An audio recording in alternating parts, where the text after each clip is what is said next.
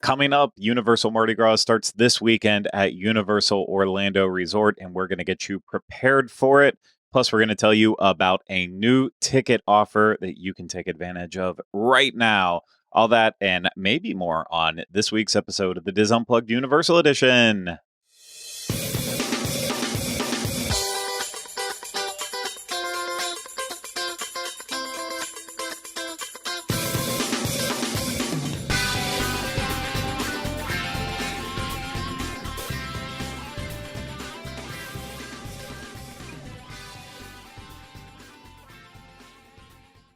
Hello, everyone. Welcome to this week's episode of the DIS Unplugged Universal Edition. I'm your host, Craig Williams, and today I'm joined alongside by my co-host, Rhino. Hello. Hello. How are you doing today, Rhino? I am very sweaty. It was very hot today, and my body does not thrive in the heat. No, I don't think anyone's does. And the reason that Rhino is so hot is because he made his way to Universal Orlando to check out the tribute store for this year's Universal Mardi Gras. He saw some more too, so we'll have to get all of those details from him. I will get to see it this weekend like everyone else that's going to Universal Mardi Gras on February 4th. Well, for that very first time, I'm very excited. Mardi Gras is here. Probably won't eat a lot of food the first weekend just because Rhino won't be with me. We will do our indulgent review of Mardi Gras food once he is with me. It might even be in time for next week's show. We don't know any of that yet, but I am looking forward to seeing the parade this year as well as the tribute store since I didn't get to see it, and just what else Universal Mardi Gras has in store for us. And of course, too, I already mentioned there's a new ticket deal. We're gonna talk about that too. Rhino, should we actually talk about that first, or do you think we should go over Mardi Gras? Maybe I want to talk about one thing before we even do that. Where's that shirt from that you're wearing? Because I don't know if I've seen this before. I know people are listening, but he's wearing a Jurassic Park themed shirt that I love the pattern of.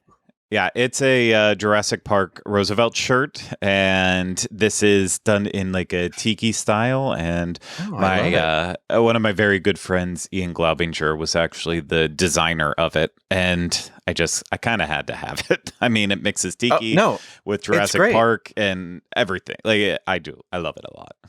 I love the color, and I love like the little Mr. DNA on it. That's why I'm like, I don't normally ask that stuff, but I had a suspicion. That's why I'm like, I wanted to know. And I'm happy because talking about it, you just reminded me to say that this show is brought to you by Dreams Unlimited Travel. If you like our content and you want to support us, book a vacation through Dreams Unlimited Travel. Mardi Gras season is upon us. There's no better time to head to Universal Orlando except for Halloween, Christmas, and maybe the summer if that's the only time of the year that you can travel. So for a free, no obligation quote, head over to dreamsunlimitedtravel.com today.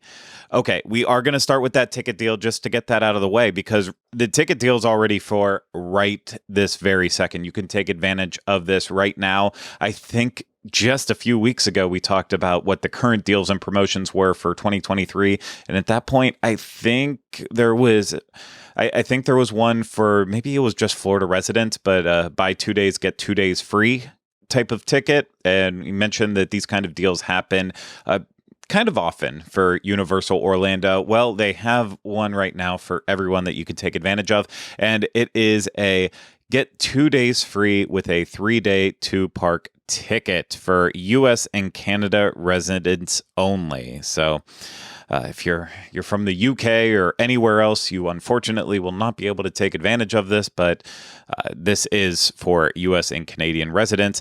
This ticket will start as low as $234.99 per adult plus tax, and this essentially gives you 5 days of access to Universal Studios Florida as well as Islands of Adventure. You can also add on a 3-day you can also add on for $35, not for 3-day, but for $35, you can add on Volcano Bay if you are into water parks, which who isn't? And this offer is valid for any 5 calendar days during an 8 consecutive calendar day period, which commences on and includes the date selected. Sorry, the copy on this sometimes is very difficult to read when you're reading it over and over and over again. But yeah, so essentially, you get 5 days of tickets that have to be used over 8 consecutive calendar days. You choose which ones you want to do. But in terms of this deal, right now I've been looking through. You can buy that right now. The last date you can purchase it for at this current time is for December 7th of 2023. So that is a long way away. That covers most of this year at this point, which is pretty awesome. I did mention that pricing on it where it starts at $234.99, and that is for your lowest ticket in that 3-day 2-park ticket offer. It can get a lot more expensive. Like I'm looking at those December dates still, and the most expensive date in December is $362.99. Actually, that's November, but you know what? It's close enough. The most expensive in December is $361.99. So I was just for off 5 by days? $1 there. Yeah. Is that for park hopper tickets? Yes, with the numbers I just quoted, that is with park to park tickets, and to get that like low base pricing where we started off with at $234.99, that's it's still 2-park 3-day base ticket plus 2 days free. It's still you're getting the 5 days for the price of 3, and you have the 2 parks you can take advantage of. But with that lowest price, you can only choose 1 park to go to each day. So you can do Universal Studios Florida or Islands of Adventure, but you can't cross over. So if you want that park to park access, it's going to cost a little bit more. And you can still add on for that $35. You can add on and get Volcano Bay with the 1 park per day ticket as well too. So that's an option too. But you will get the cheapest pricing, of course, when you do the 1 park per day style ticket versus the park to park. But as we've always talked about, if you do want to experience technically everything the Wizarding World of Harry Potter has to offer, you of course need the park-to-park ticket, so that way you can go back and forth on the Hogwarts Express. But on top of that too, it's very nice having the theme parks being side by side, because that way, if it's super busy at one, you can just walk over to the other one and start taking advantage of everything over there. This isn't new information. It's something that we talk about with Universal all the time. One of the biggest reasons why it's such a relaxing place to visit, because everything is just so close and compact. It's not full of buses constantly transporting you around, or parking lots that feel like it takes you forever to get from the parking lot to the actual parks itself. It's all compact. And yeah, you can't argue with getting 2 extra days free and getting those 5 days at Universal. So if it's something you can take advantage of course, I'd recommend it. And yeah, you can do it now and take advantage of it for pretty much the entire year. So use it for Universal Mardi Gras. That's what I say. Right, Rhino? Oh, for sure. Yeah. No, that sounds like a really good deal. That's why I'm like, if you're coming or you were on the fence about coming, I'm like, okay, it's nice that you can split up too, and it doesn't have to be the consecutive days. We are going to switch gears, though, and we are going to talk about Universal Mardi Gras, because that, of course, is kicking off this weekend, as I have already said 19 times over and over again. And oh man, it is such a party. Of course, it is happening every single day for what will inevitably feel like the end of time, or April 16th, 2023. That's actually a lot more realistic in terms of a date. The parade will be happening every single day of that, except for March 31st. You will not get a parade on that day.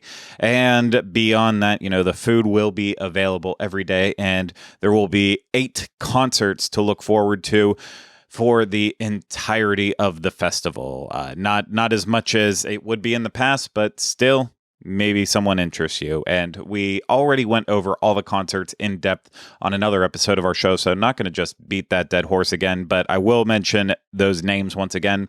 Kicking off Mardi Gras weekend is Patti LaBelle. She is playing on Saturday, February 4th. And then on Friday, February 10th, we have Jake. On Saturday, February 11th, we have Goo Goo Dolls. On Saturday, February 18th, Maren Morris. On Sunday, February 19th, Willow. On Saturday, February 25th, Three Doors Down. On Saturday, March 4th, Sean Paul. And finishing things up on Sunday, March 5th, Lauren, I still don't remember how to pronounce her name. Lauren Daigle, not quite sure. I was saying on really weirdly there, and I'm very self-conscious about it. Yeah. It's fine. And beyond just the performers, of course, you do have the parade, as I have already mentioned. And if you want to ride on one of the floats this year, do not forget about the Mardi Gras float ride and dine experience that is happening on select dates. And basically, you will get a reserved spot on one of the parade floats, and you will get to toss beads to the crowd. On top of this, you will enjoy a 3-course meal that you can have at either Finnegan's inside Universal Studios Florida, Lombard Seafood Grill at Universal Studios Florida, or then in Universal City Walk, you have the Cowfish as well as NBC Sports Grill and Bar. And to do this float and dine experience, it is $84.99 plus tax per guest. But gratuity is included. So that's a way to get a guaranteed spot on one of the floats. Very, very cool. I've done it before. It's always a lot of fun.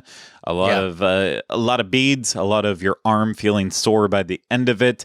But it's definitely a unique way to take in Universal Mardi Gras. So if it's something you've always been like on the fence about, like thinking like, well, would I rather watch the parade or throw beads from one of the floats? I'd say give it a shot. It truly is. It makes you part of the festivities of Universal Mardi Gras. It's very, very cool.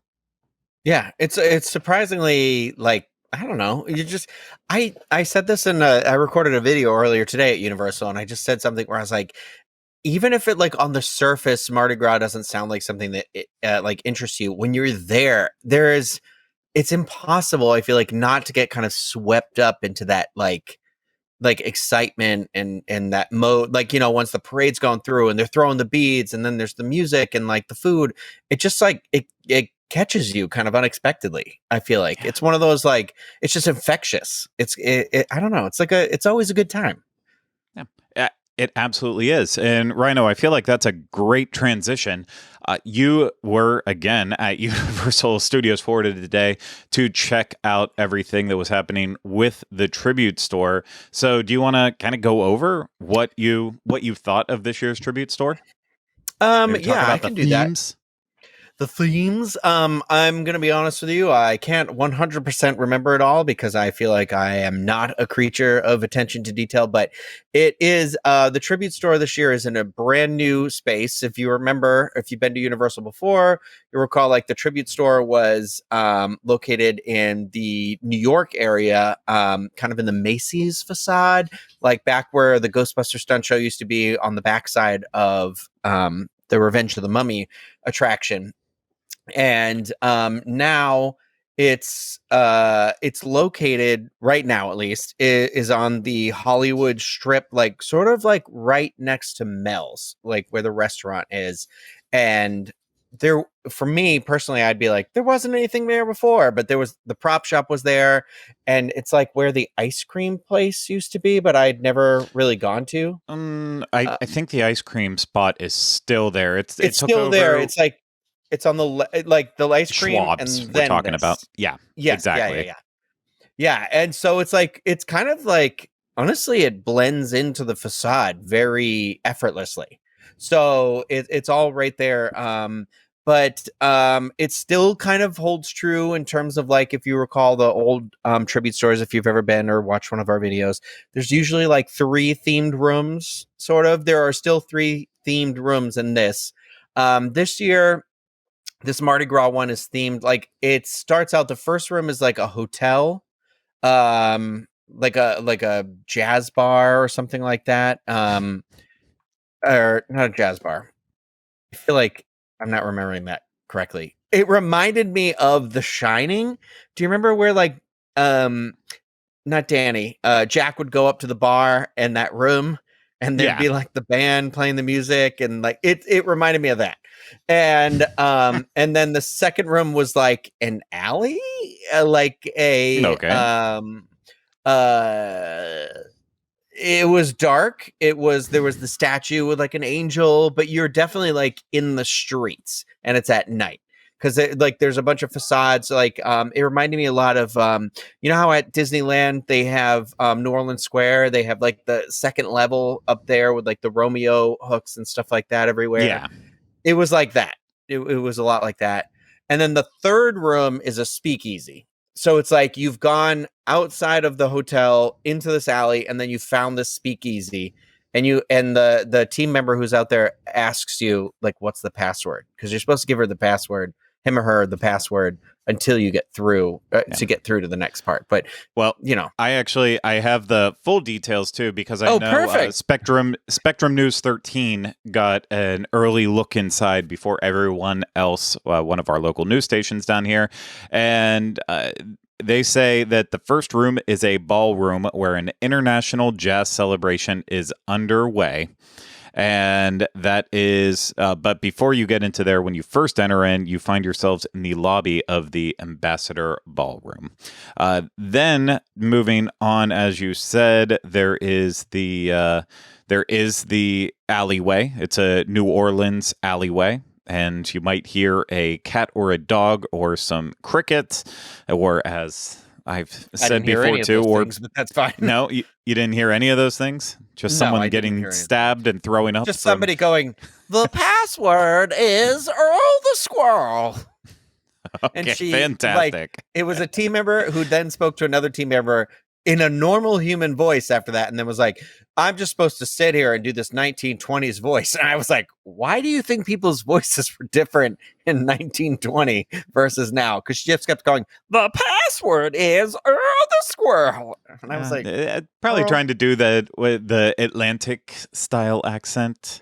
I thought it was the Betty Boop actress had like come inside and was like, I legit, because Betty Boop, when I went in, Betty Boop was literally sitting on the bench in front of the tribute store, and she was like, well, hello. And I was like, hi, bye.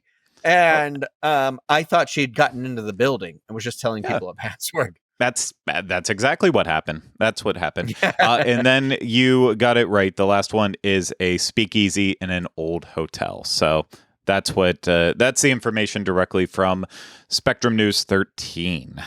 Go on now. Yes. So those were the three rooms, and as you can expect, like there were still like treats inside, as have been in the past. In terms of like what it feels like in this new space versus the old space, when I came out. So I ran into a couple of people who do listen to our show who are very friendly, and we have met them before, and they were telling me that they were very disappointed. So I went in being like, I don't know what to expect. And honestly, like in terms of the theming, I think what they did with their space, I don't love the first room, the ballroom, or what did you call it? I'm sorry. It's a ballroom. Yeah. A ballroom. Okay. Yeah. I didn't love that room only because it's very bright. It's very sparse. It feels a little like, I mean, I'm sure it was intentional, but it honestly feels like they were just like, okay, this room we have the least amount of time for. And then the second room I thought was like, I walked in there and I was like, okay, this is the theming, like this is that alleyway is that room is like great. And then the third room, the speakeasy, is very tight. And I even said in my video I did that I am concerned for what it'll feel like when the regular guests are just going in. I get that. I did see from some people on social media that pointed out like, oh, it kind of feels a lot smaller, and it might work for this specific celebration, but something that wanted to be a little bit grander might not work as well. But I will reserve judgment since I have not seen it yet. And my only thoughts with it is, even if it's on the smaller side, I think it works better for Mardi Gras and Christmas, because as I said before with the tribute stores, like those two holidays, I feel like they're a lot harder to design these tribute stores for.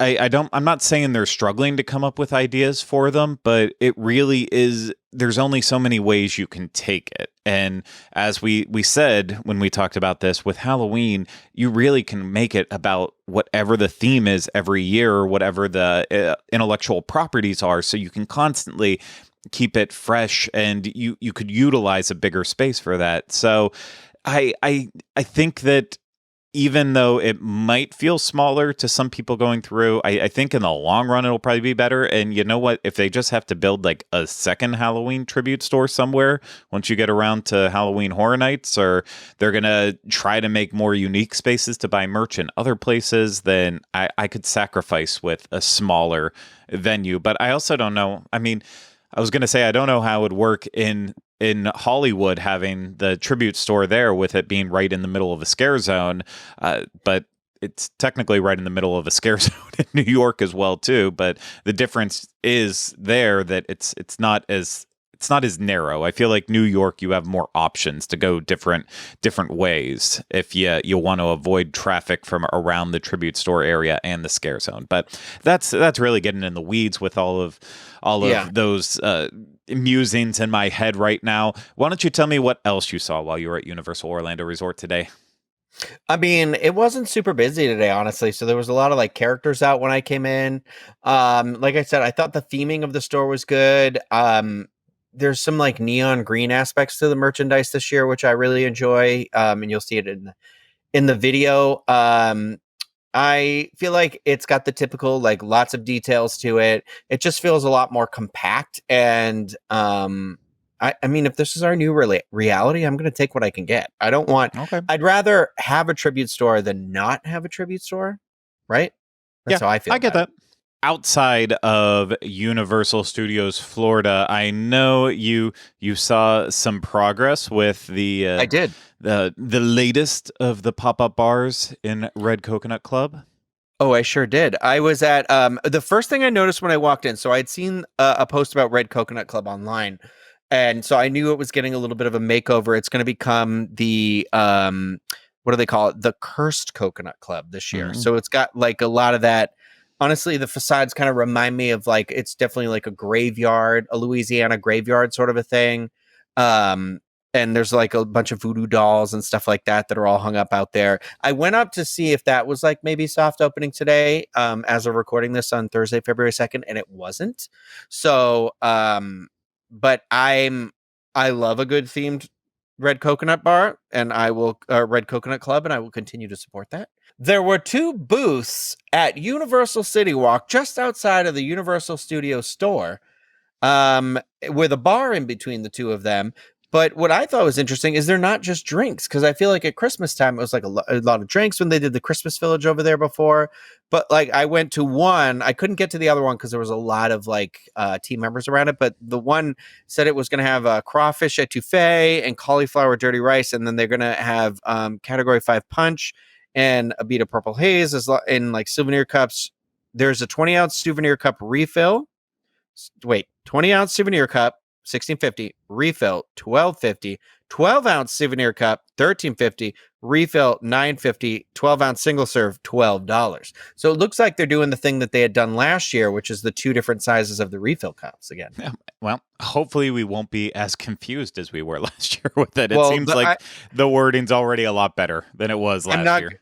It is. Well, because on the beer, a bead of purple haze's beer, so it says 20-ounce souvenir cup, $14.50, refill $10.50, 12-ounce souvenir cup, $11.50, refill $8, 12-ounce single serving is $11.50. Why wouldn't, or 20-ounce single serve is $11.50? So you're getting $1 off if you do the 20-ounce cup, essentially, and like $2.50 off of, yeah. It's interesting. It's interesting they have two size cups, I guess. I don't know. No. Just for this event. I will just scratch my head on it, and we'll see what I end up buying myself, because I'm going to walk into it saying, nope, I'm not buying it. I don't need another one. I mean, I don't collect them anymore. I just buy them to use during the season and then let them go after. But Well, we'll see what happens with this one. My Halloween Horror Nights one is still in my car, believe it or not. It's probably got mold growing all over it from whatever beer I didn't pour out of it. The skull ones that we got, you know, those ones that came with the popsicle inside of them. I had used it for something like, I don't know, in like December, maybe for New Year's or something. And I walked in the kitchen the other night and it was in my, you know, the sink split in half and there's two sinks, right? Like the washing sink and the drying sink. And it was just this like demonic light shining out of my right sink. And I was like, what the heck is that? And I walked up and I was like, oh God, this skull cup, but I couldn't turn it off. And so it was still glowing. And then but it stopped. And then the next day I got up to get water again and it was like a completely different color and glowing insanely bright again. But then like you look later in the night, it wasn't. And I was like, this thing is possessed. I don't know what is going on, but I think he probably just got, I think water just got in it and is causing. Oh no, it did. The battery finally blew up inside of it. So you can see where the battery exploded, but I couldn't turn it off. Yeah. Well, those booths sounds exciting, and of course, those have made their way out to Universal City Walk. For the first time ever, they're having food booths set up inside of Islands of Adventure. You can celebrate Mardi Gras around the different hotels. You can celebrate it even at Volcano Bay. They have posted all of the food menus on Universal's site, and there's just too many to go through in terms of like trying to list them all in all the different places you can eat at.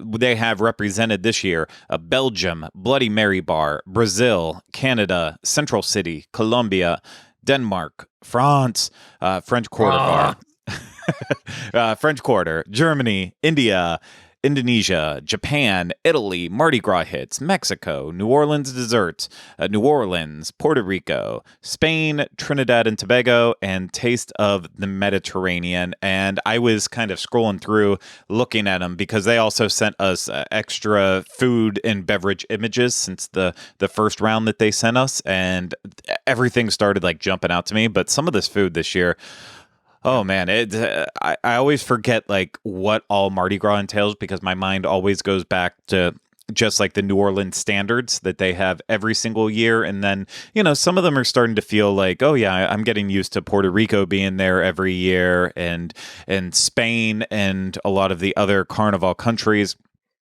This year, I know from France, a muffaletta crepe. It is a savory crepe filled with olive relish, mortadella, salami, ham, mozzarella, Cajun mayo, arugula, and sesame seeds. Rhino, I know you're like, ugh, olive relish. Disgusting. No, shut up. It's going to be good. It's going to be good. Denmark, a Danish red hot dog with curry remoulade, pickled cucumber, and crispy onions. On top of the fact that there's meatballs with Danish gravy. It's beef and pork meatballs and a creamy gravy topped with apple butter and dill. Oh my. Are you kidding me? That sounds incredible. It feels like they're definitely leaning into the food aspect of Mardi Gras a lot heavier this year than ever before. Yeah, I'm so excited. They're going to have crispy fries served with andouilles and a sauce I cannot pronounce in Belgium. They're Brussels style French fries. The Liege waffle with berries and cream just looks so decadent and good. There's also going to be a Liege waffle for s'mores, but I berries and cream for me. Berries. Oh, I love s'mores. Cream. What? I love s'mores. And I know from Japan, Rhino, you're going to want that savory cabbage and bacon pancake topped with Kewpie mayonnaise, hoisin, cilantro, sesame, and katsuo bushi. I love all of that except for the cilantro, but I am 100% on board.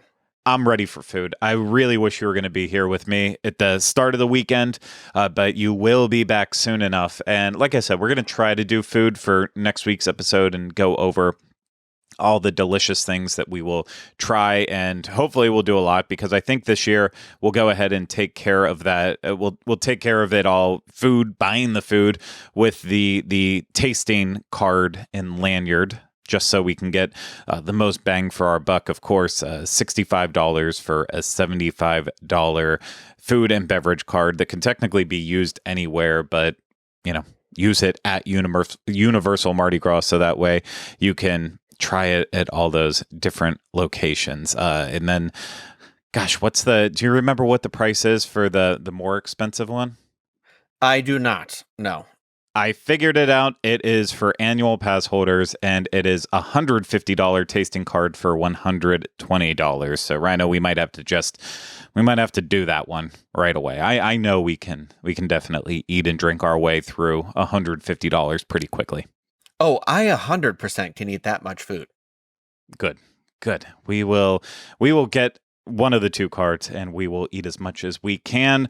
But we're done talking about it now. The next step for us will be to actually go out to Universal Orlando, celebrate Mardi Gras, and get the food and drinks, watch that parade, and just take it all in. So with that, we're going to end this week's episode of the DIS Unplugged Universal Edition. Thank you so much, Rhino.